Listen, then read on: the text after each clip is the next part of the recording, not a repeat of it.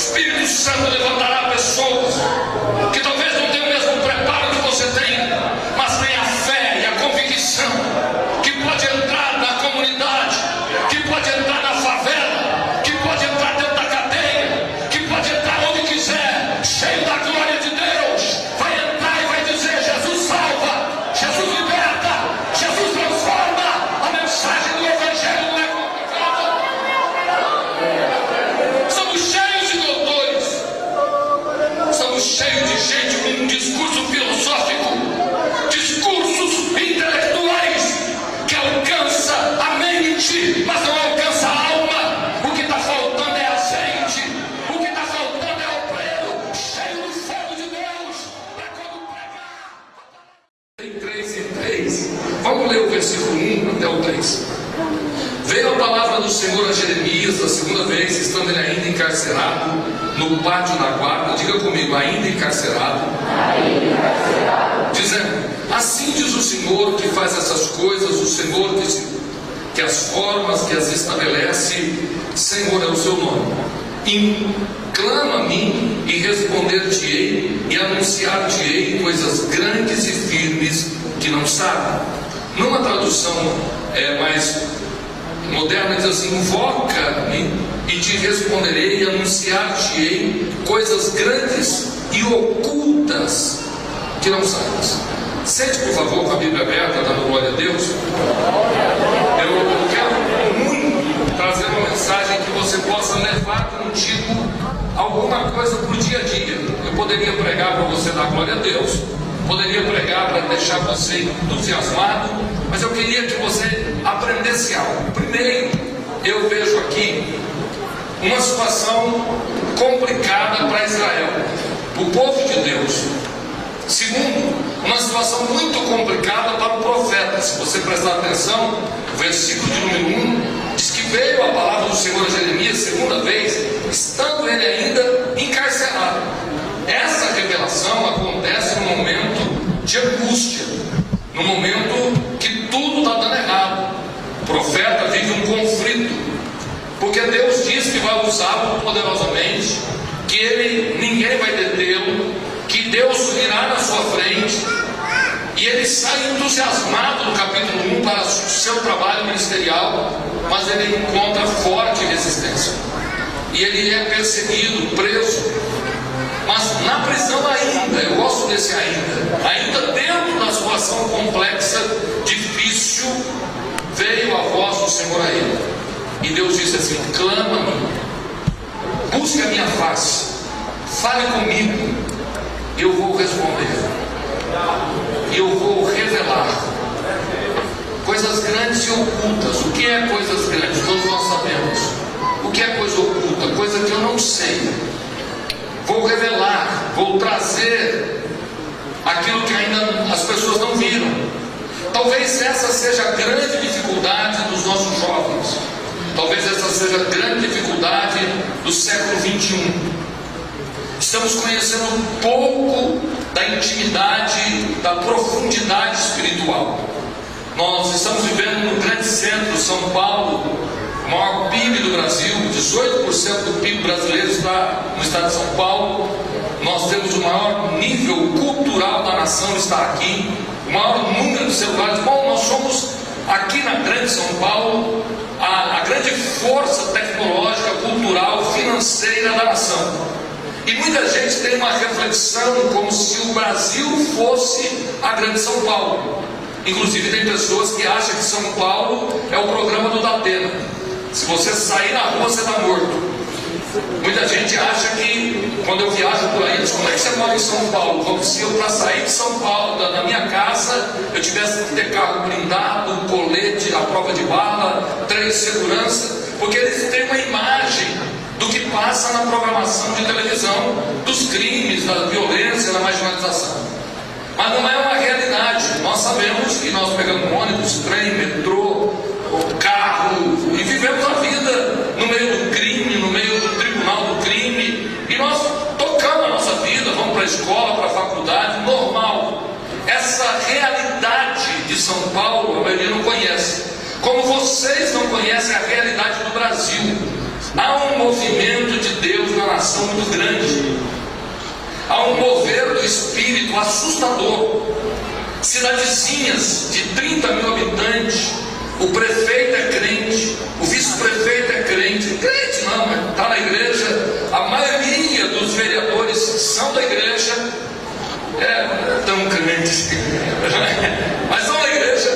E assusta, porque 50, 60% da população deixou a idolatria, deixou a prostituição, seguem a Jesus. No coração do Brasil há um mover do espírito, que igrejas que nasceram há 10 anos tem 3 mil pessoas no culto de domingo à noite. Tem uma igreja em Fortaleza, a Igreja Assembleia de Deus Ministério Canaã, que comemorou 18 anos, dia 13 de fevereiro desse ano, 14 de fevereiro, tem 15 mil membros na sede, congregando, com tradição, com costumes. Tem um templo que comporta 15 mil pessoas sentadas. Fortaleza, 140 congregações com 2 mil membros, 1.500 membros, 800 membros. E nós estamos crendo que está difícil, que está complicado. Nós estamos vivendo em São Paulo uma realidade turva. Achamos que a dificuldade que estamos encontrando nos nossos salões de aluguel, que já não cresce mais a igreja, da falta de companheiros que tenha poder para assumir congregações e fazer grande trabalho, é uma realidade nacional, não é? Em São Paulo, nós temos cultos com 3 mil crentes domingo de manhã, 6 mil crentes domingo de manhã, mas parece que essas igrejas não existem. E nós começamos a ter medo do que está acontecendo. E eu venho aqui trazer uma mensagem a vocês. O poder e a glória de Deus será manifesta de forma muito maior nos últimos dias.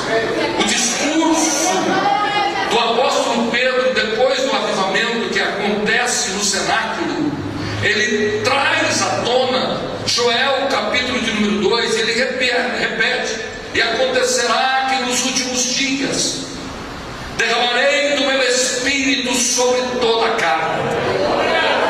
Nós estamos vivendo dias trabalhosos, porque faz parte da história os últimos dias.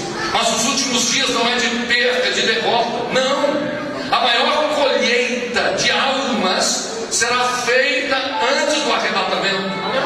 O Senhor trará sobre essa nação a sua glória como nunca antes foi vista. Meninos serão cheios do Espírito Santo, meninas serão cheias da glória de Deus. Apesar do avanço do pecado, apesar da destruição da moralidade, mas ainda há gente querendo ser santo. Ainda tem crente que ainda não quer nada com o pecado. Parece loucura o que eu vou dizer, mas estão maltratando, estão caluniando os obreiros. Mas 90% dos obreiros da Assembleia de Deus do Ministério do Belém não tem salário, são voluntários. Gente que trabalha o dia todo e à noite dirige congregação, vai para a escola dominical que vem direto do trabalho. Gente que mal ganha gasolina, mas é apaixonado pelo reino de Deus. Nossos líderes de escola dominical, de orquestra, de mocidade não ganham nada, só tem uma certeza: Deus me chamou e eu vou fazer a obra. São um movimento de pessoas apaixonadas por Cristo, que querem fazer a obra. Mas há um discurso pessimista, há um discurso como se tudo estivesse acabando. É mentira. O Espírito do Senhor paira sobre essa nação. Não há como vocês não entenderem a glória de Deus. Se você hoje levantar uma pedra, tem um crente debaixo. Tem crente trabalhando de servente pedreiro, tem crente que é pedreiro, tem crente que é mestre de obra, tem crente que é engenheiro, tem crente arquiteto, tem crente dono de empresa. Se você procurar em qualquer prédio, tem crente lá fazendo café, fazendo faxina, mas tem crente também lá no 25º andar, como diretor, como gerente, supervisor. Há tanto crente nessa nação que só nós não enxergamos, mas os jornalistas já estão fazendo uma campanha para tentar segurar esse crescimento evangélico no Brasil. Temos muita fake, né? Temos muito crente que não tem nada de Deus, mas na verdade, irmãos, há uma multidão se convertendo. Os nossos batismos não só acontecem no Belém, mas acontecem em rio, em piscina, em fundo de casa. Está acontecendo batismo todas as semanas, porque há um grande número de pessoas que não querem viver essa vida de pecado, de angústia. Há um grande número de bandido que está pedindo misericórdia a Deus, e o Evangelho está alcançando vidas. Está na hora de voltarmos a crer que o Espírito Santo está operando entre nós. É impressionante saber que os empresários estão fazendo pesquisa, e eu trabalho na área comercial e tenho que saber alguma coisa que está acontecendo no mundo empresarial brasileiro, através de várias situações que trabalham com mídia, e descobriu-se 72 milhões de evangélicos no Brasil. 72 milhões é mais do que os habitantes da maioria dos países europeus. 72 milhões de evangélicos, segundo os grandes executivos, são consumidores. Tem que tentar fazer gravata, paletó, sapato, fazer restaurante, instrumento. Tem que começar a fazer cadeira, banco, casa, pensando no público evangélico. Sabe por quê? Porque os grandes executivos já descobriu que a igreja tomou um lugar nessa nação, que não dá mais para fazer negócio sem pensar em crente. Sabe o que eles estão pensando? A igreja está tomando lugar social e econômico. Tem crente comprando casa, irmãos. Minha casa, minha vida, sem dúvida. Mas tem crente comprando mansão, tem crente comprando apartamento grande, tem crente que está tomando conta de condomínio, porque a glória de Deus está enchendo esse país. Tem crente morando lá no fundo, no sótão, mas tem crente morando na cobertura também. Está lá em cima dizendo: a glória de Deus está sobre a minha vida. Está na hora de voltarmos a acreditar que a igreja permanece firme nesse país. Por que nós duvidamos? Jornalistas e empresários, os bandidos, quando fizeram as regras do primeiro comando da capital, lá existe uma brecha. Qual é a brecha? Só se virar Bíblia é que pode deixar o primeiro comando. Se alguém fizer juramento para fazer parte desse grupo criminoso, ele não pode mais deixar de ser. Nem se ele for solto, se ele for preso, ele tem que continuar fazendo parte do chamado partido. Mas há uma observação: se ele virar crente, abre ele, solta ele. Sabe o que me dá raiva? É saber que bandido está percebendo a glória de Deus no Brasil, e tem pastores que não acreditam na glória de Deus nessa nação. Eu estou crendo, aleluia, que você será cheio do Espírito Santo, que você será instrumento de Deus nessa nação, aleluia. Levante a mão direita para os céus, porque se tem alguém que deseja, ainda tem poder de Deus. Se tem alguém que ainda deseja, ainda tem glória de Deus.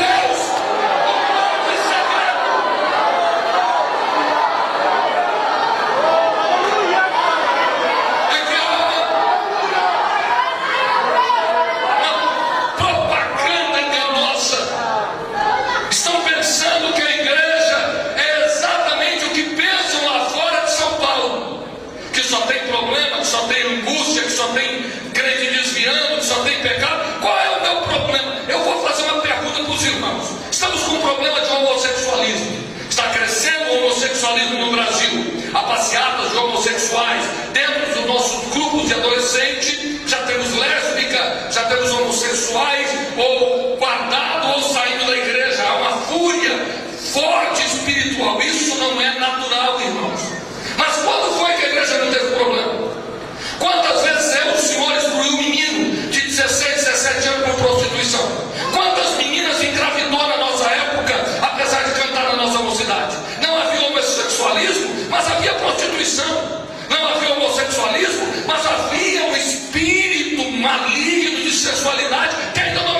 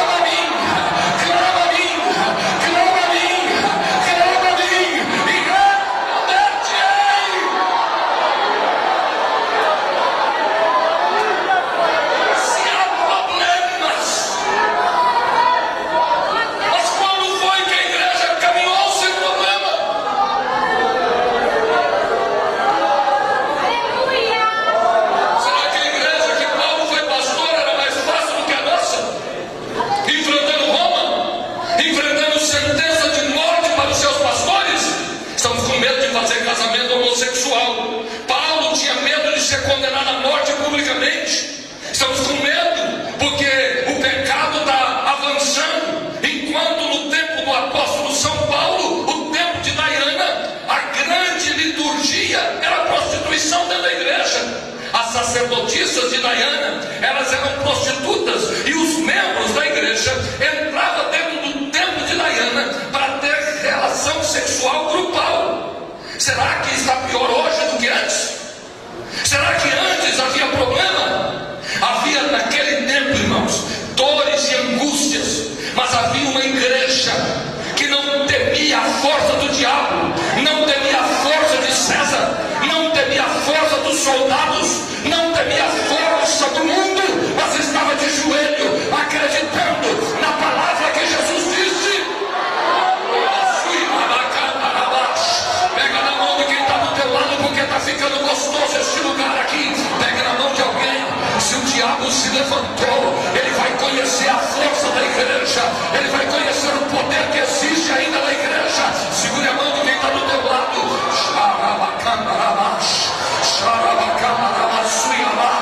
Aperta a mão desse crente, para que ele consiga entender que ainda tem poder. Eu ainda sinto alegria, Deus ainda me acorda pela madrugada, eu ainda sinto vontade de clamar. Clama a mim, clama a mim, clama a mim, clama, clama, clama, busca minha face, e responder-te-ei. Solte a mão do teu irmão, quem puder abrir a boca para dizer aleluia, abra a boca. Quem puder abrir a boca para adorar, abra a boca e adora. Eu quero continuar pregando, mas é gostoso quando a igreja está no lugar. Eu quero continuar pregando, mas é gostoso ver a igreja está no lugar. O Espírito Santo, se tem poder, a igreja glorifica. Se a graça de Deus está sobre mim, receba a palavra sua da cama que vem do céu sobre a tua vida. Quem puder adorar,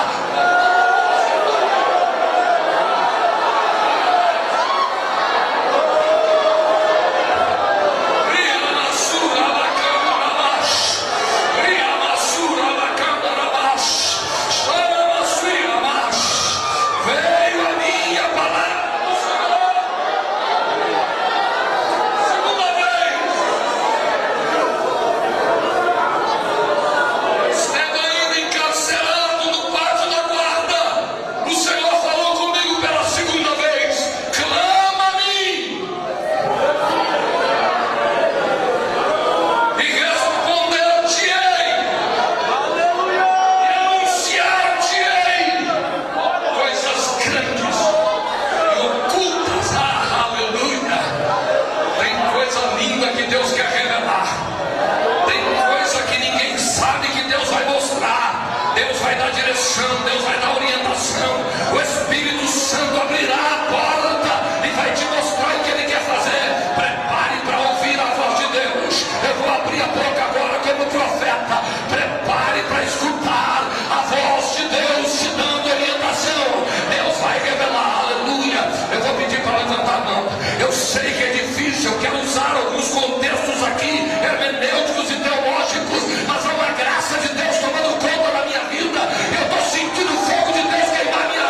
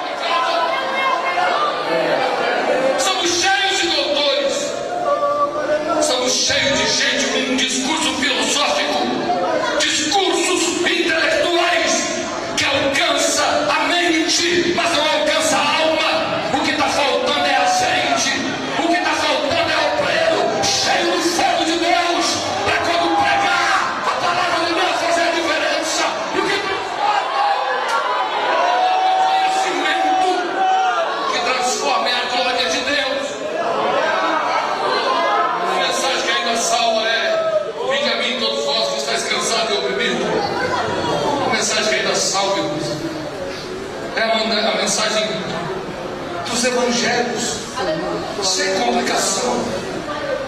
Ouça os discursos do Dr. Billy Graham. Você não vai encontrar nenhum dos discursos dele rebuscado, profundos. Nós estamos ficando com vergonha.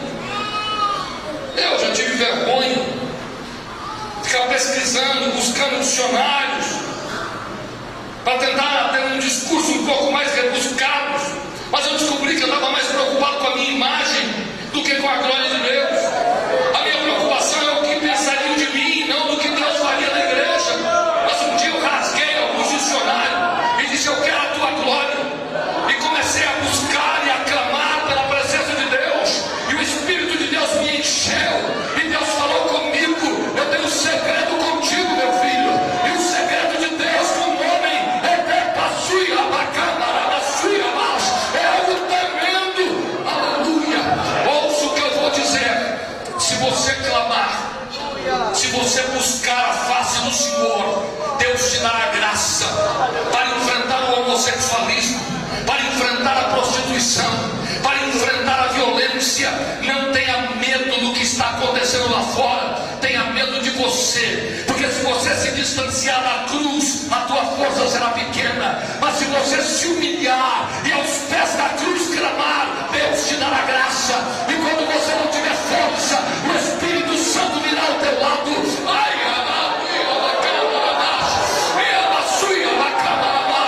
Quando você não aguentar mais, Ele vai mandar alguém que você não espera, vai vir ao teu encontro e vai abrir a boca e dizer: Deus mandou falar, Deus mandou entregar. Agora eu preciso que você tome uma decisão nesta noite. É hora de você começar a pedir: me ajuda, me dá força. Abre essa boca grande enquanto eu estou pregando e vai dizendo: fala, Deus, eu quero ouvir a tua voz. A igreja está com a boca fechada, enquanto poderia abrir a boca e não só dizer glória a Deus, mas dizer: eu ouço a tua voz, encha-me, Espírito Santo. Porque quando o povo começa a clamar, não precisa muita força, é somente a igreja clamar e Deus começa a revelar. Preste atenção no que eu quero dizer para vocês. Olha aqui para o meu nariz. Se você puder escrever, escreva isso que eu vou usar como tema: arrependimento e oportunidade. Talvez o texto esteja um pouco deslocado disso, mas eu tenho certeza do que eu estou dizendo. Quando há arrependimento, há oportunidade. Então, o primeiro tópico do que eu estou falando, eu creio que provei para vocês que há um movimento do Espírito no Brasil. Você entendeu isso? Senhores que são mais profundos entenderam isso, que a glória de Deus está sobre a nação, que há o poder de Deus, que o Espírito Santo não foi tirado da Assembleia de Deus. Vocês conseguem entender isso? Quem convence esses meninos do pecado é o Espírito Santo. Quem convence a minha mulher, a mim, os meus filhos, é o Espírito Santo. Precisamos confiar na presença do doce Espírito entre nós. O Espírito Santo ainda tem vaso entre nós. O Espírito Santo ainda tem gente que Ele usa para nos ajudar. E pastor grande não, nem não. De vez em quando, se Deus não usar um desses meninos para falar com a gente morre. De vez em quando Deus não usar aquele que a gente não dá nada, a gente não consegue continuar. Mas de vez em quando Deus manda aquele que parece que não é, mas é quem Deus usa. E quem vai entender Deus? Você está do lado de tanta gente boa, mas Deus pega alguém lá, todo atrapalhado, você não tem muita ética, não tem muita estrutura, mas a glória de Deus é sobre ele. E a gente fica perguntando o que está acontecendo. É porque dá lugar, irmão. E quando dá lugar, Deus usa. Porque a gente vai ficando tão certinho que não deixa mais Deus usar. Mas é gostoso quando alguém deixa o Espírito Santo usar. Eu quero te ensinar hoje. O Espírito Santo está sobre nós. Ok? Está claro isso? Lhe provei para vocês que os jornalistas, os empresários, os bandidos já sabem disso. 2, provei para vocês que se você não clamar, não adianta pedir oração, não adianta terceirizar. Ok? Não adianta dizer: mãe, ora por mim que eu vou fazer prova. Mãe, ora por mim para Deus abrir a porta. Não adianta o bilhetinho, é você do seu jeitinho. Você tem que tentar, pelo menos, falar com Deus. O Espírito Santo me ajuda. E aí Deus vai te revelar coisas grandes e ocultas. Está claro isso? Bom, vamos então ao segmento disso. Tudo que você fizer, chega um momento que você para. Não dá mais. Como assim? Etapas. Quem já jogou bolinha de gude no meu tempo de fazer bater? Rapaz, eu ficava na terra ali fazendo a botinha e tal, e juntava a bolinha de gude, aquilo tinha um valor. Dava briga, saía no tapa, porque levou minha bolinha, não levou. Vocês são do videogame, vocês não sabem o que é isso, só para mais velho. Quem aqui empilou, não levanta não, quem aqui empilou pipa? Calma aí. E cortar e aparar. Cara, aquilo era bom demais. Fazia aquela rabiola gigante e tal, põe em cima. E quando tava lá assim, que legal. Mas o que vale bolinha para mim hoje? O que vale uma pipa para mim hoje? Passou. As coisas passam. E você vai vivendo novas emoções. Vai tendo valores diferentes. E esse é o grande tema.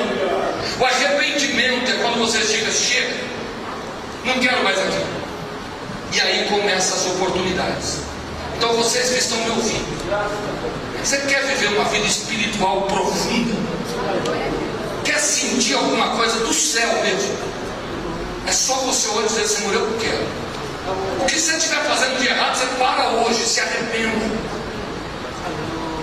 Seu casamento pode começar a dar certo a partir de hoje. Seu ministério pode ser transformado a partir de hoje.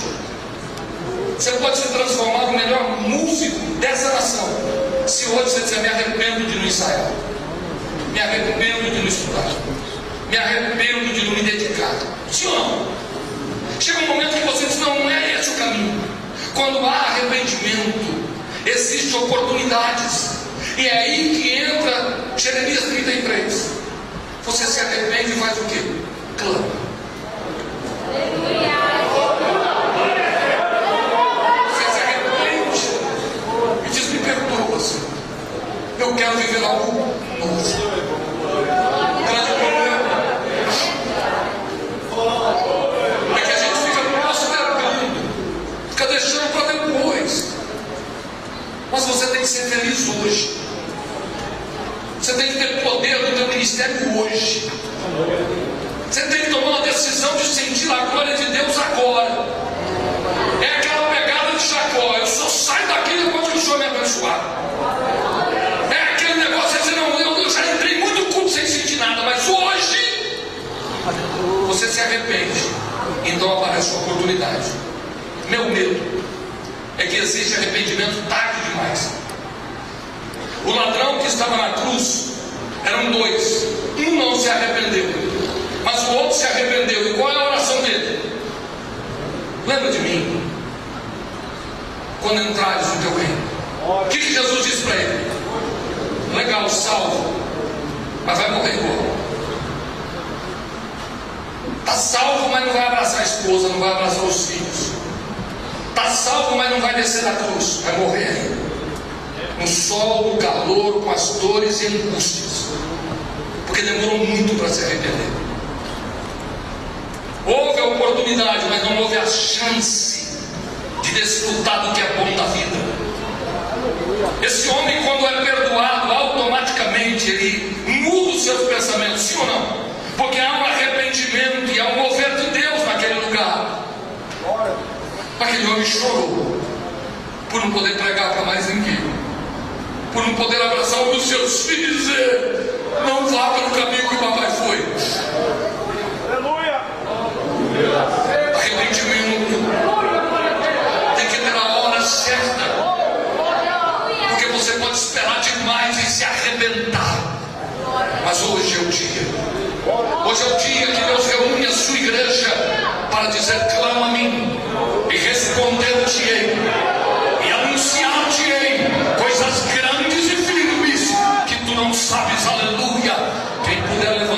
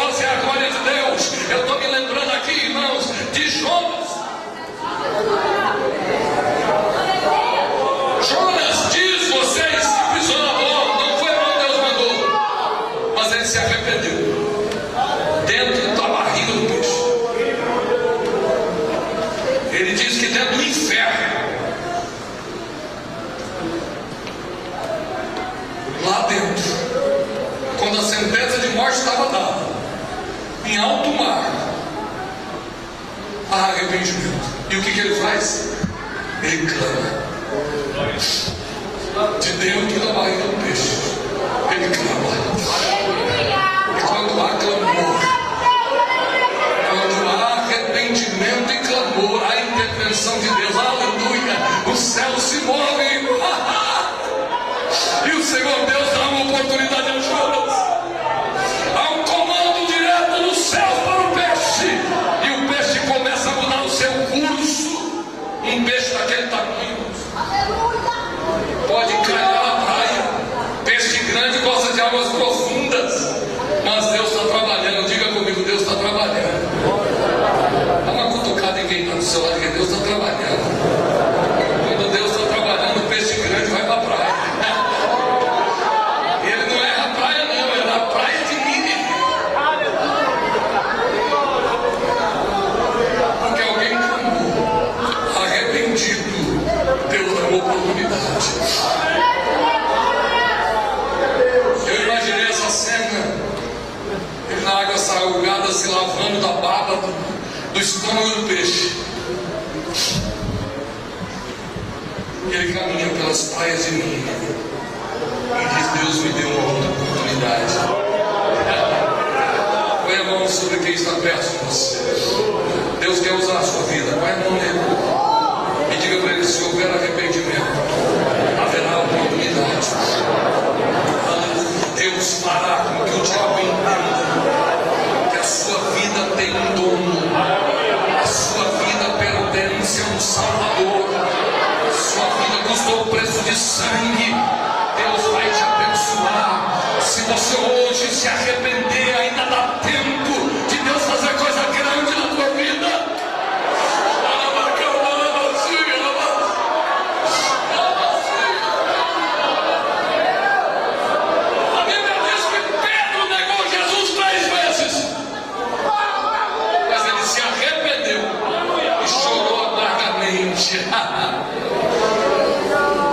E dá tempo dele retomar o seu ministério.